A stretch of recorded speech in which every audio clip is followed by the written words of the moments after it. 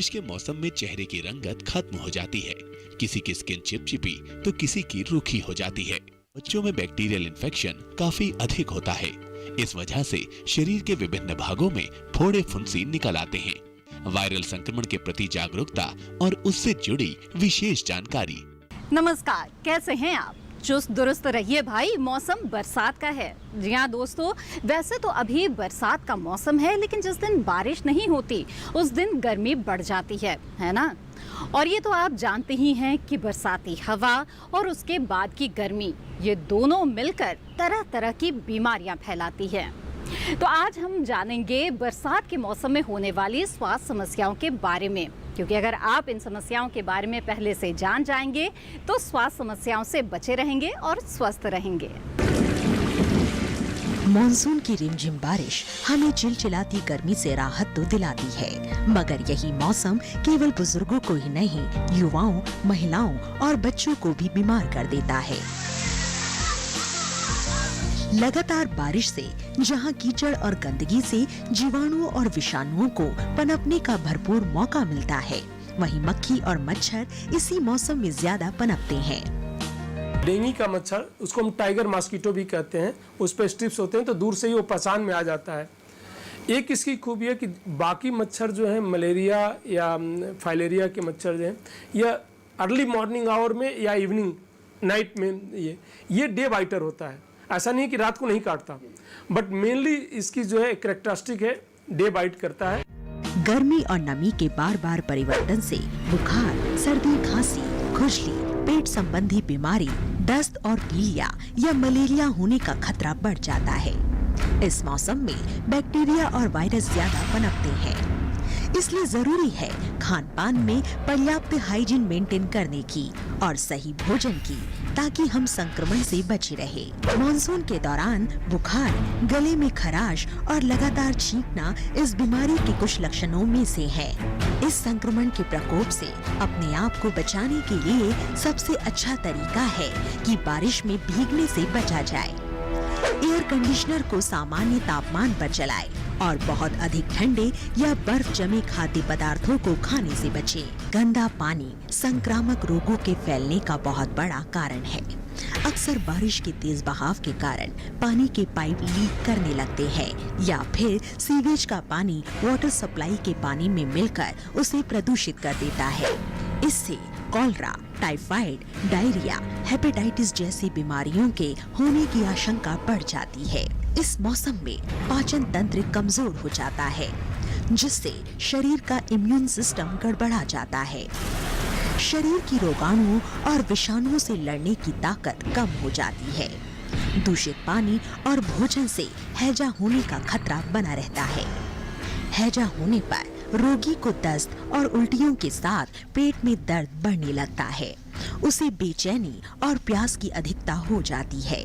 इसलिए चाहिए कि आप पीने से पहले पानी को उबाल कर ही पिए। संक्रमित पानी या आहार से टाइफाइड होने की संभावना अधिक होती है, जिसमें तेज बुखार कई दिनों तक बना रहता है।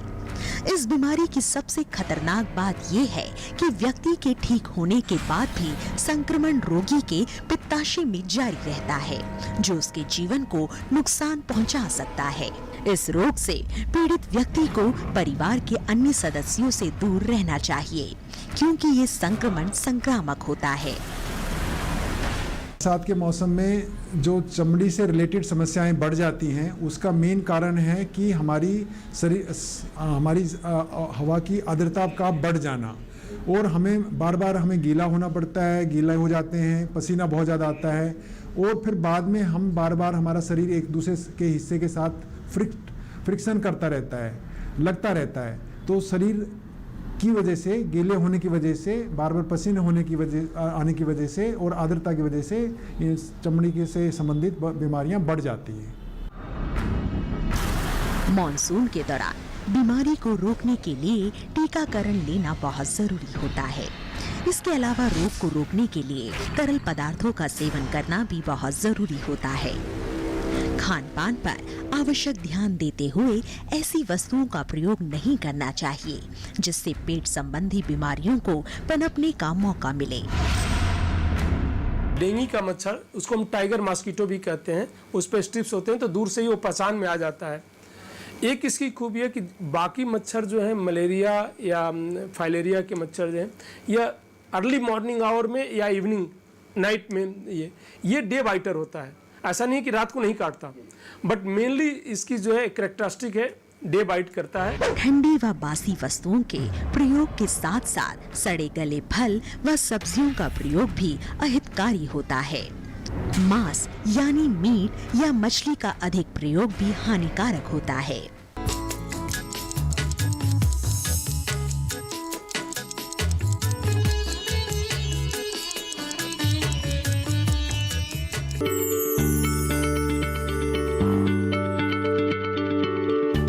क्या आप किसी बीमारी से परेशान हैं? चाहते हैं डॉक्टर की सलाह?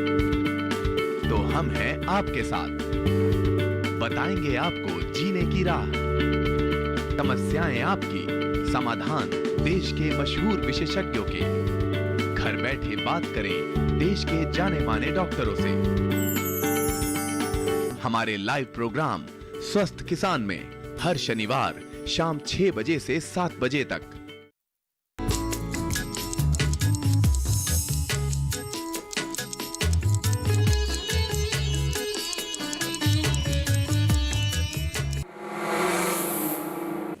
वर्षा ऋतु का आगमन काफी रोचक और इंटरेस्टिंग होता है।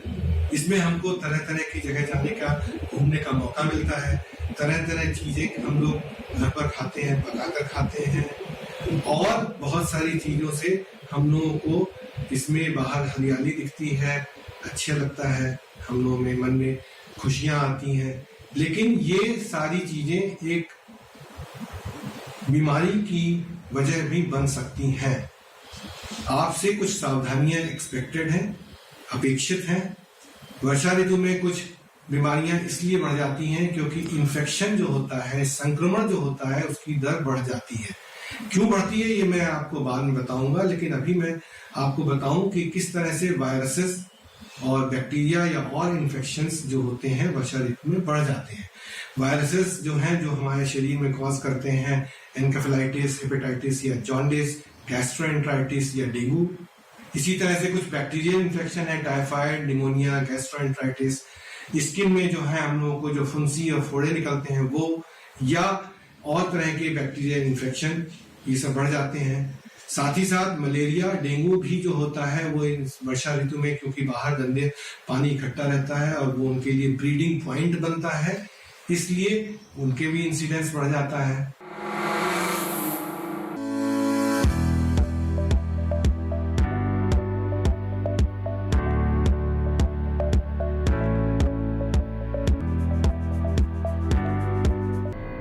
बरसात के मौसम में आप पर हमला करने वाले सभी रोगों में सबसे आम है मलेरिया।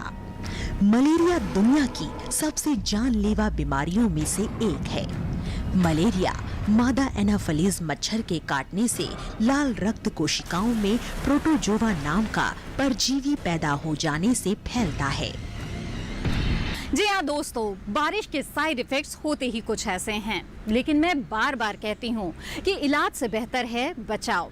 अगर आप चाहें तो मॉनसून में सुरक्षित रहकर आप इस मौसम का आनंद ले सकते हैं। तो आइए आपको बताती हूँ कुछ ऐसी बीमारियों के बारे में जिन्हें रोकना आपके हाथों में होता है। बारिश के मौसम में फंगल इन्फेक्शन हो जाती है। इसे साधारण भाषा में दाद भी कहते हैं। दाद एक प्रकार का चर्म रोग होता है। ये किसी को भी किसी भी उम्र में हो सकता है। ये शरीर के किसी भी भाग में हो सकता है। इसे रिंग वर्म भी कहते हैं। बारिश और गर्मी के मौसम में ये ज्यादा तेजी से फैलता है। फंगल इन्फेक्शन एक बहुत ही कॉमन इन्फेक्शन है और ये जैसे कि फफूंद होता है बरसात में और कुकर मुत्ते की तरह की जो बीमारियां होती हैं उसकी वजह से जो इन्फेक्शन होता है चमड़ी में, इनको हम फंगल इन्फेक्शन कहते हैं। ये आजकल एक बहुत बड़ी समस्या हो गई है। यूजुअली प्राय ये बीमारी जो है एक हिस्से में रहती है, लेकिन आजकल इस बीमारी का इलाज कम होने की वजह से और दूसरे सभी मेंबर जो फैमिली के होते हैं, परिवार के होते हैं, उन सभी के अंदर ये बीमारी हो जाती है। एक मरीज का इलाज होने से बीमारी बनी रहती है, ठीक नहीं होती है। इसलिए हम चाहते हैं कि एक बार जब मरीज को इस तरह की बीमारी होती है तो सभी मेंबर्स का इलाज होना चाहिए। बता दें कि इस मौसम में त्वचा पर एलर्जी किसी को भी हो सकती है। हालांकि एलर्जी से कुछ लोगों को कोई परेशानी नहीं होती, जबकि कुछ को उस स्थान पर खुजली, छाले पड़ने जैसी समस्याएं भी हो सकती हैं। शरीर के अलग अलग जगह पर होने के कारण इसके नाम भी अलग अलग हैं। जैसे शरीर में है तो टीनिया कार्पोरिस, सिर में है तो टीनिया कैपिटिस, पैर में है तो टीनिया पेडिस और हाथों में है तो टीनिया मेनम आदि। ये किसी वर्म या कीड़े के कारण नहीं होता है। ये बहुत तेजी से फैलने वाला रोग होता है। नमी या पसीने के कारण ये तेजी से फैलता है।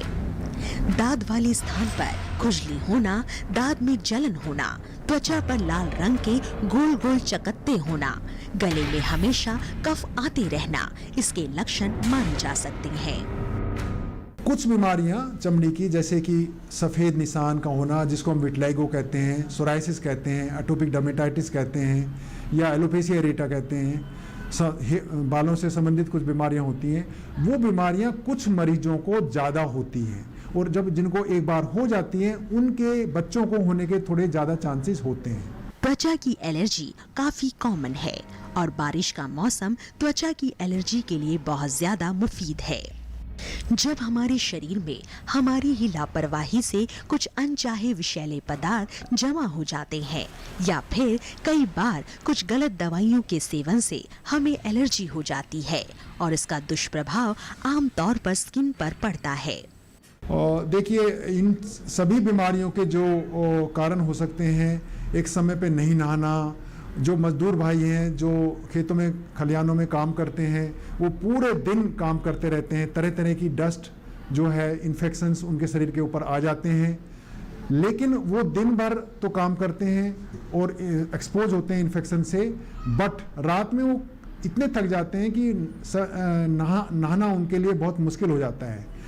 और इन सभी की वजह से हमारी जो रहने सहने का जो ढंग है, बहुत छोटे छोटे घर हैं, बहुत भिड़े और एक दूसरे से भिड़े हुए हैं, पॉवर्टी बहुत ज़्यादा है, कंजेशन बहुत ज़्यादा है, आर्द्रता बहुत ज़्यादा है, इन सभी की वजह से खाज, खुजली, फोड़े, फुंसियाँ बहुत ज़्यादा हो जाते हैं। तो मैं इन सभी के लिए ये बताऊंगा कि जो खेत और खलिहान में और जो मजदूर लोग हैं उनको सुबह नहाएं या ना नहाएं, लेकिन रात को सोने से पहले जरूर स्नान करना चाहिए।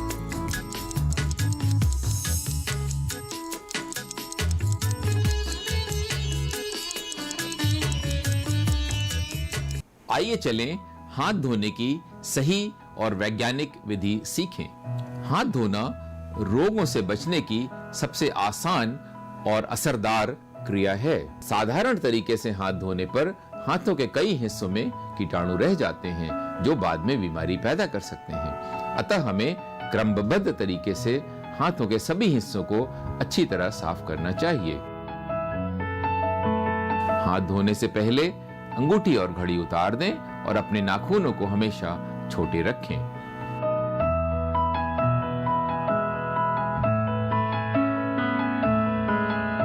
अब दोनों हाथों को अच्छी तरह से पानी से गीला करें और एक हाथ की हथेली में अगर हो सके तो लिक्विड सोप, और अगर लिक्विड सोप न हो तो साधारण साबुन की बट्टी से दोनों हाथों को अच्छी तरह से झाग बना लें।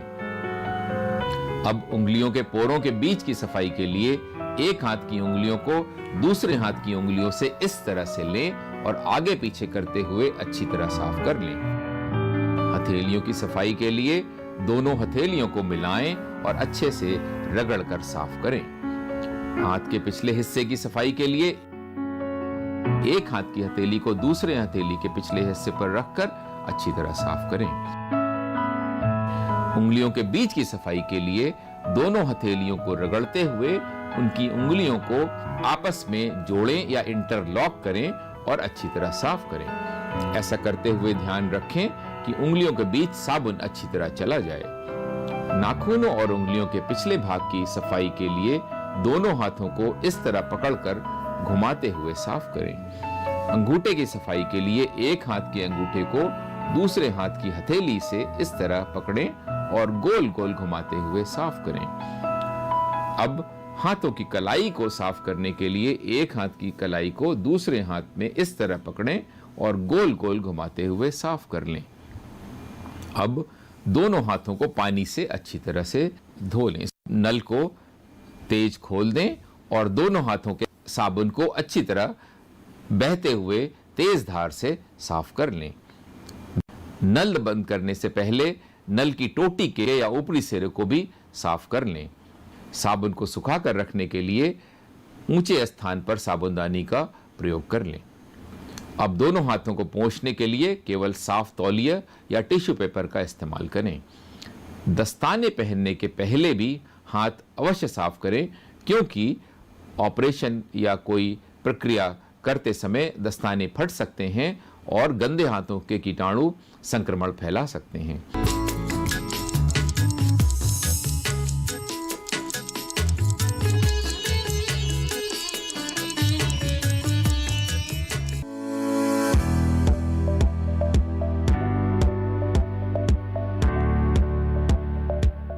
इस मौसम में तापमान में बार बार बदलाव और उमस के कारण बीमारियां फैलने वाले बैक्टीरिया और वायरस तेजी से पनपते हैं।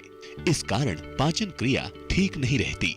इन्फेक्शन, एलर्जी, सर्दी जुकाम, डायरिया, फ्लू, वायरल जैसी पानी और हवा से होने वाली बीमारियां हमें घेर लेती हैं। बारिश के दिनों में मच्छरों का प्रजनन ठहरे हुए पानी में तेजी से होता है। इस दौरान घर तथा बाहर जगह जगह नालियों, गड्ढों, कूलरों, पुराने बर्तनों और ड्रमों में पानी जमा रहता है, जहां इसकी वृद्धि हो सकती है। डेंगू की मच्छर में एक खासियत है, यह जहां पनपता है उसी के आसपास रहता है, 50 मीटर के दायरे में। ये बाकी जैसे कुछ मच्छर हैं मलेरिया के हैं, काफ़ी दूर तक 2-2 किलोमीटर तक जा सकते हैं, बट डेंगू का वहीं। तो अगर आपके पास या आपके घर के आसपास गंदगी है तो ज़्यादातर चांसेस है कि वो आप ही को जो है वो मच्छर पैदा होगा और वहाँ काटेगा। मच्छरों को पनपने से रोकने के लिए नालियों, गड्ढों तथा आसपास जमे पानी में मिट्टी का तेल या फिनाइल का छिड़काव करें। शाम को घर में नीम की सूखी पत्तियों का धुआं करें। मच्छरों को भगाने के लिए ये अचूक घरेलू उपाय है। रात को मच्छरदानी लगाकर सोएं। पहले लोग ये मानते थे कि नीम जो होता है वो जर्मिसाइडल होता है। ठीक है, अच्छी बात थी, जर्मिसाइडल होता है, उसकी जो पत्ते होते हैं उनसे जर्म्स मर जाते हैं। इस मौसम में कच्ची सब्जियों के सेवन से बचें। फलों से भी परहेज करें, क्योंकि फलों तथा सब्जियों में नमी की वजह से तरह तरह के बैक्टीरिया तथा वायरस पनपते हैं। इनकी जगह अंकुरित तथा पूरी तरह से पकी सब्जियां ही खाएं। मांस से भी परहेज करें। अपनी डाइट में सूप, गाय का दूध तथा नारियल पानी की मात्रा को बढ़ा दें। इससे शरीर की रोगाणुओं से लड़ने की क्षमता बढ़ती है। ज्यादा तेल, घी तथा मसालेदार खाने से भी बचें। पानी में शहद तथा नींबू की थोड़ी मात्रा डालकर सेवन करें। इससे इम्यून सिस्टम सुदृढ़ होता है। यदि कोई डायबिटीज, हार्ट अटैक तथा उच्च रक्तचाप जैसी बीमारियों से ग्रस्त हो तो उसे भी इस मौसम में विशेष तौर पर सावधानी बरतनी चाहिए। इस मौसम में थोड़ी सी लापरवाही से बैक्टीरिया तुरंत शरीर को नुकसान पहुंचाते हैं। इस मौसम में पानी की अधिकता वाले खाद्य पदार्थ जैसे चावल, दही, लस्सी आदि का सेवन नुकसानदेह साबित हो सकते हैं। लहसुन और लहसुन के पेस्ट का प्रयोग अवश्य करें। लहसुन न केवल खाद्य पदार्थों का स्वाद बढ़ाता है, बल्कि ये हृदय के लिए भी बहुत फायदेमंद रहता है। सेहत को सही रखने के लिए सबसे खास और जरूरी है कि पानी को उबाल कर पिए या फिर प्यूरिफाइड पानी का सेवन करें। ध्यान रखें कि शरीर में पानी की कमी ना होने पाए। खूब पानी पिए, क्योंकि पानी शरीर को हाइड्रेट और कूल रखता है और आपकी प्यास बुझाता है। ये तो बात हुई मॉनसून मंत्र की। अब चलते हैं उस ओर जो जीवन को जीवन से जोड़ने का मंत्र देता है। जी हाँ, यह है योग, योग जो भगाए हर रोग। शरीर को स्वस्थ करना हो तो योग करो, मन को स्वस्थ रखना हो तो योग करो, और मस्ती के साथ जीवन जीना हो तो योग करो। बीमारी कोई भी हो, हर बीमारी को दूर करना हो तो योग करो। मन को शांत रखना हो तो योग करो। बुद्धि का विकास करना हो तो योग करो। पर्यावरण को शुद्ध करना हो तो योग करो। और घरों में जो कलह पैदा हो रही है, आपस में झगड़ते रहते हैं, उस झगड़े को दूर करना हो तो योग करो। और मुक्ति चाहिए, अपने स्वरूप से जुड़ जाना हो तो योग करो। जीवन में जो चाहिए सब योग देगा, बस जरूरत है योग की शरण में आ जाओ और रोज योग करते चले जाओ। फिर जब जीवन में योग घट जाएगा, आपका जीवन सुंदरतम हो जाएगा।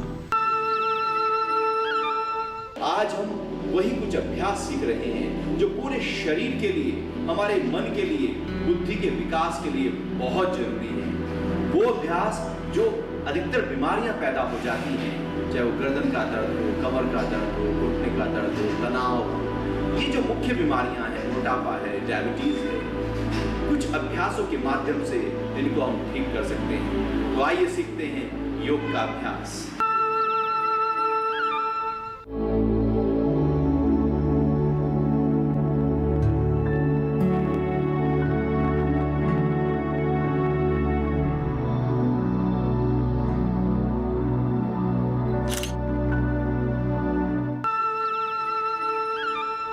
इसके बाद आखिर में हम करेंगे भ्रामरी प्राणायाम। ये भी मन के लिए बहुत अच्छा अभ्यास है, जरूर करना चाहिए, सबको करना चाहिए, क्योंकि मन तो सबका बिखरा हुआ है। सिंपल है, सांस भरते हैं, सांस निकालेंगे तो भंवरे जैसी गूंज करेंगे, जैसे भंवरा फूल के ऊपर मंडराता हुआ कर रहा हो, जैसे मुंह बंद करके ओम बोल रहे हो।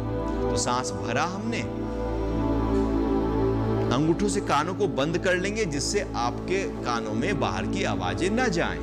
3 उंगलियां आंखों पर रख लेंगे जिससे मन में कोई विचार ना आए। एक माथे पर रख लेंगे जिससे ध्यान यहां पर लगा रहे। ऐसे सांस भर लो,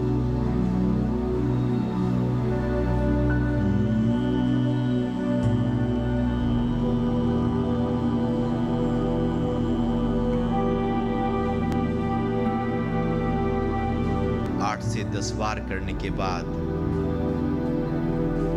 आंखें बंद ही रखते हुए कुछ देर के लिए ध्यान में बैठे रहेंगे। मन को शांत करके माथे के बीच में लगाए रखो।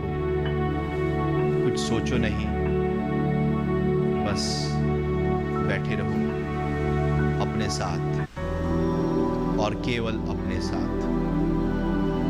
संसार का कुछ सोचना नहीं। ख्याल आएगा, मन को हटा लेना वहां से, ले आना माथे के बीच में, बैठे रहो। ध्यान हो रहा है। प्राणायाम के बाद थोड़ी देर ध्यान में बैठने से मन को और ताकत मिल जाती है। उसके बाद हाथों के तेरे रगड़ें, घर्षण करें और हथेलियों को आंखों के ऊपर रख लें। आंखों के आगे थोड़ा अंधेरा होगा, मन शांत हो गया, हथेलियां हटाकर आंखें खोल लें। तो ये अभ्यास था जिसको हम रोज करके स्वस्थ रह सकते हैं, हमेशा फिट रह सकते हैं। बस जरूरत है आधा घंटा, 25 मिनट, 30 मिनट रोज निकालो और रोज स्वस्थ रहो। सिंपल अभ्यास है, सभी कर सकते हैं। उम्र कोई भी हो, बीमारी कोई भी हो, इस अभ्यास को किया जा सकता है। बारिश के इस मौसम में जितना अपने घर को सहेजना जरूरी होता है, उतना ही अपनी सेहत को भी। बादलों से भरा आसमान, मूसलाधार बारिश, हरियाली से भरे मौसम में और हाँ, रोमांच से लबरेज इस मौसम में स्वस्थ रहिए, प्रसन्न रहिए। अब मैं मिलूंगी अगले हफ्ते और पूछूंगी आपसे कैसे हैं आप। नमस्कार।